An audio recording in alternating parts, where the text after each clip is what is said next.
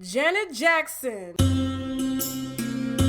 has officially confirmed that she and her husband of 5 years, just 3 months after they just had that baby that we haven't saw, but we saw the pregnancy photos, but we never saw the baby. And I know why we didn't see the baby. Janet Jackson has officially confirmed that she and her husband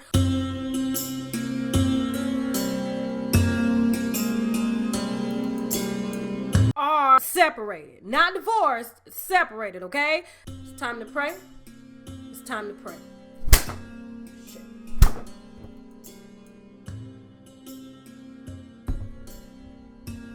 All because this man who's 42 years old, who was raised Arabic/Muslim, and he comes from a merchant family who are descendants of merchants, she is upset and asked him to move out, all because he wanted to be a father, because it's his firstborn baby, first heir to his $1 billion dynasty, and all she wanted to be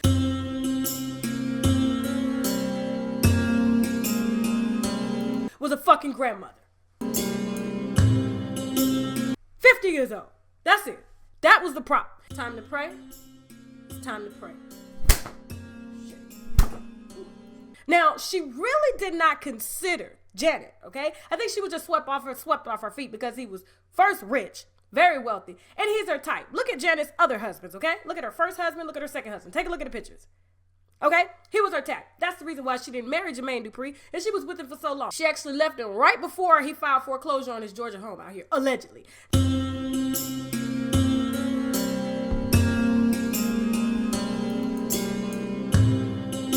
Now, Janet missed one thing before she married with Sal Almana. She did not consider that this was going to be his firstborn baby, okay, that we still have yet to see. Nobody's really officially seen the whole baby, and you won't see the baby because this man, his father, is a descendant of merchants, very wealthy merchants, and his dynasty is worth $1 billion.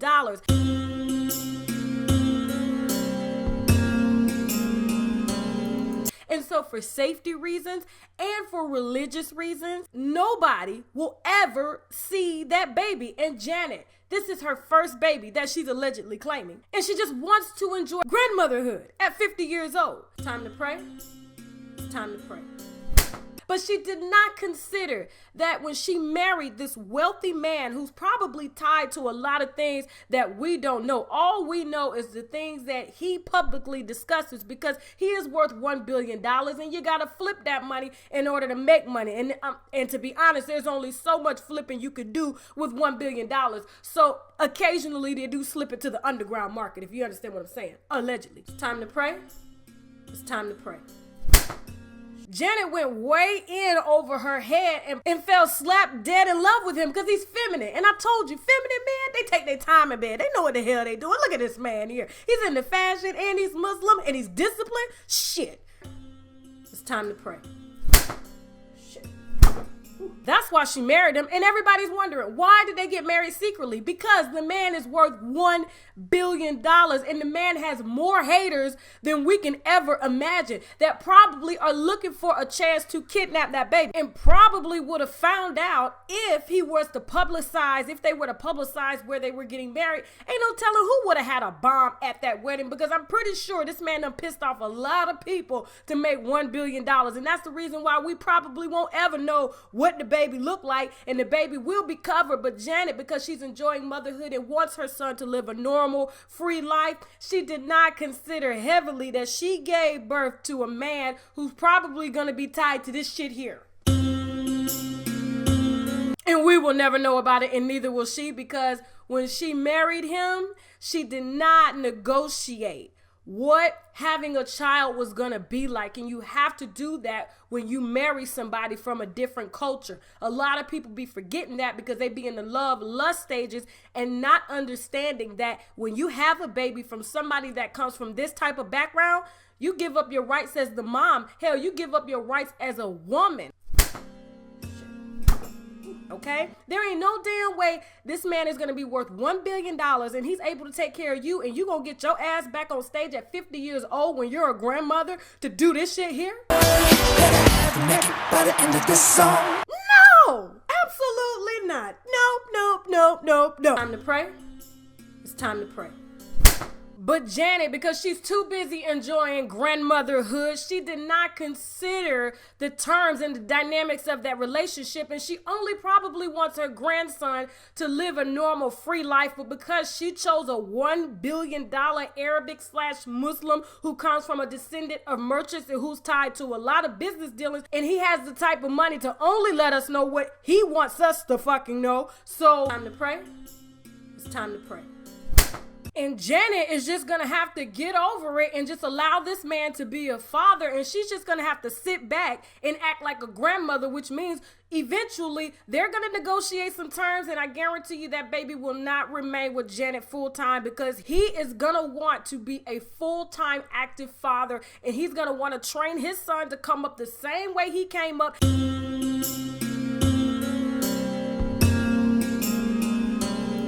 And not the way Janet Jackson came up, bruh.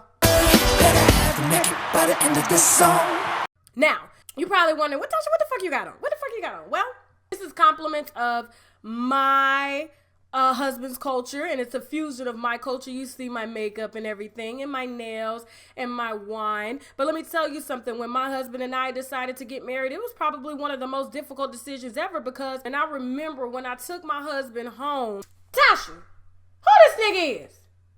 Who this nigga you done brought up in my house? He from where? Africa? Oh, no, take his ass on now. He can't be in my motherfucking house.